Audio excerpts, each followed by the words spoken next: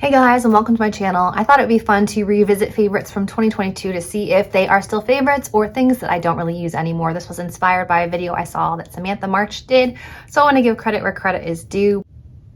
So if you'd like to hear if I'm still using the favorites from 2022 today in 2023, then just keep watching.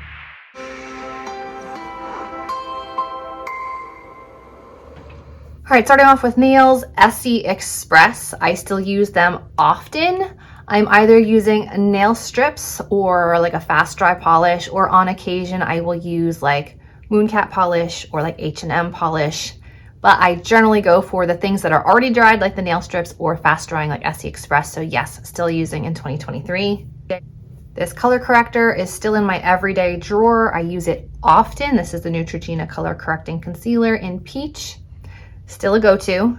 The CoverGirl Outlast Extreme Wear Concealer. I used this today. A little goes a long way. This is still a very potent concealer and is still in my top drawer of concealers. So yes, I still used it this year. I shouldn't even need to explain this product. If you guys have been watching my videos for a while, you know that this has been a favorite for probably at least 2 years. Still using it. This is my darker shade, but have the lighter one right here and it's almost empty. And I think this is like the 3rd bottle I've gone through this year alone. So yes, still a favorite. The Maybelline Fit Me Pressed Powder. I think I used that early on in the year, but since then I've switched to glow powders and loose powders, and I definitely have some new favorites to share with you this year. So stay tuned for that. Should be up shortly. But I don't use pressed powders quite as much as I did in the past. The Derma E Scar Cream SPF, I think I used that up over the summer. It was great to use on the skin for acne scarring, and it had like a velvety matte finish, so it was really nice, but I didn't repurchase it, so I am not using it any longer, but I definitely would be open to using it if there was a great sale or something. But I have a lot of other SPFs that I'm trying to run through, and my skin lately has been a little on the dry side, so I'm looking for more moisturizing SPFs as the weather is cooling in Pennsylvania. So still a good product, but not something I am currently using. The Mineral Fusion Nail Polish Remover is still my go-to nail polish remover. No change there.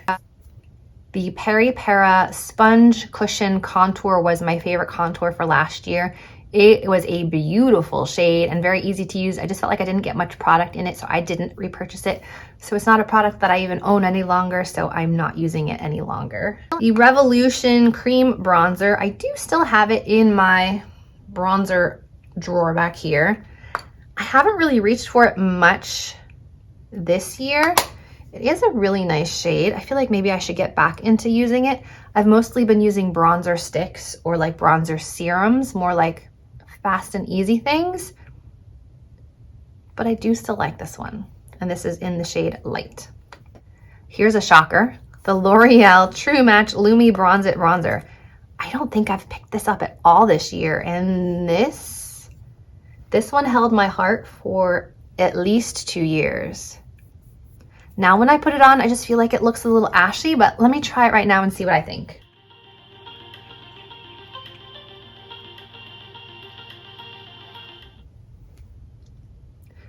It's just a little bit ashy now that I've compared it to other bronzers. I'm not sure if it still holds a place in my heart, but I'll have to play with it a bit because this is my second pan and you can see I've already hit pan on it. So this one might have to go back in the like try it pile and see if my opinion has changed at all. Because now that it's on, I really like the look, but I do could see how it goes ashy very quickly. So it hasn't been a favorite this year, but I feel like I do need to give this one another try. The Neutrogena Cheeky Wink Blush. This one's definitely been a favorite for years. We are close to out of this one. I do have a backup, but I am finding that this one, while it is gorgeous and I love this shade and still use it all the time, doesn't last as long as some of the other cream products I have, like cream blushes will last all day for me. So I generally will use this one in conjunction with another product. So I have been reaching for it. I do still love it. I'm just noticing that it doesn't have the wear time that some other blush products that I love have, but I'm not gonna lie, I've been reaching for it a ton this year. Still a fave. The Kaja Cheeky Wink Stamp Blush in Spicy. The shade is good, but I found one that is so much easier to use with a very similar shade that has replaced this one. Not the same price point at all, but I have not been reaching for this one ever since I found a easier option, so no longer a favorite. The Catrice Luminice palette. This one was a favorite last year. Obviously, all these were favorites last year. That's why I'm doing this video. But I do love these two, and I do reach for them from time to time, but there's also another glow powder that has replaced this one this year, which you'll find out soon if you don't already know what it is.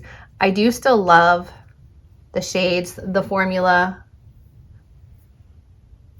I just don't reach for highlighters that much anymore. And if it is, I want like a natural cream highlight or just like a glowy setting spray. So not something I've reached for a ton, maybe only a few special occasions this year. Last year I had the Essence Pink and Proud highlight. I couldn't even find it in my collection, so obviously I'm not using it anymore. The Manna Kadar Happy Hydration Setting Mist. I still love this one, but I was waiting to open this until I finished some of my other setting sprays. So yes, I do still have it. Just haven't opened it yet. And maybe I should, because this has been sitting in here for probably a year and I hope it hasn't gone bad. I got this last year thinking, oh, I love this setting spray, but I never opened it. So I'm hoping that it's still good when I open it. But no, I have not been using it at all this year because I've been trying to use up other setting sprays that I already have open. The CoverGirl Glow Mist. It says it's a priming glow mist, but I love using this one at the end of my makeup. I've been using this one right now because I'm trying to finish up ones I have open before opening new ones, but I already have 2 backups of this one because I love it that much. And I do think this is a nice prepping or finishing mist. Pretty much any of these CoverGirl ones I really enjoy. The L'Oreal Color Riche Lip Liner. Can't really say what it is. I have about 15 liners on my desk that I reach for often, and it's not among them, so no longer a fave. Like the Physicians Formula Diamond Plumpers, I still really like these. I think they're a beautiful formula, and I do reach for them. The Chapstick Overnight Lip Serum, I still love, but I have a handful of other lip masks that I've been testing out, so while I still stand behind that one, it's fantastic. My husband's gone through an entire tube this year. I've gone through an entire tube this year. Still fantastic. Used in 2023, but not currently in use. On to favorite mascaras. The Maybelline Curl Bounce Mascara is not one that I am still using. I am trying the Surreal Falsies Mascara from them. I'm using the Total Temptation Mascara from them, and a handful of others, the Sky High, but not the Bounce one, even though that was a good mascara. Also the Essence Lash Princess. I think I used that one over the summer, but haven't used it since, and obviously it's gone bad and I've thrown it out since then, but still a good mascara, just not one that I'm regularly using. Brow products, NYX Brow Glue. I loved this stuff and I used it religiously, but there's a different drugstore brow gel that has replaced it. So stay tuned to see what that is. The Revlon So Fierce Quads. These are beautiful, and I think I've reached for a few of the shades maybe 3 times this year.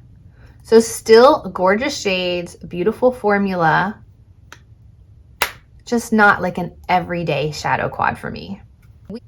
And finally, the Winky Luxe Under Eye Gels. I still really enjoy those. They don't mess with my makeup afterward, so they're the only ones that I've been able to use.